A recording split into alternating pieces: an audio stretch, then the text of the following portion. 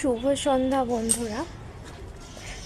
এখন বাজে সন্ধে 5:07। দেখতেই পাচ্ছ অনেকটা অন্ধকার হয়ে আসছে। শীতকালে তো তাড়াতাড়ি সন্ধে হয়।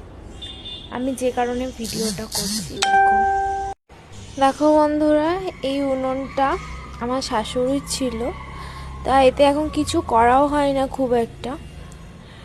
আমি বর্ষার আগে কদিন জল গরম করেছিলাম, কিন্তু এখন বর্ষা চলে গেছে, অনেক দিন শীতও এসে গেছে, এখন কিছুই করা হয় না উনুনে। কিন্তু আমার মনে হলো উনুনটাকে একটু ঠিক করি।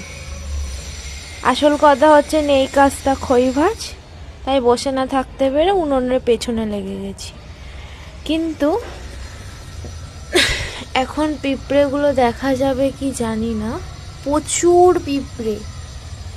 মানে এখন তো কম, এই দেখো পিঁপড়ে এখন তো কম। আমি এখন দুপুরবেলা মানে প্রথম উনুনটাকে হাত দিয়েছি, এখান থেকে একটা করে চকলা তুলছি, মনে হয় সারা পৃথিবীর পিঁপড়ে এর ভেতরে চলে এসেছিল, মানে কোটি কোটি পিঁপড়ে।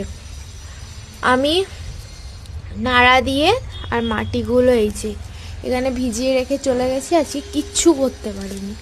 আবার এখন আসলাম যে এতক্ষণ হয়তো পিঁপড়েগুলো চলে গেছে।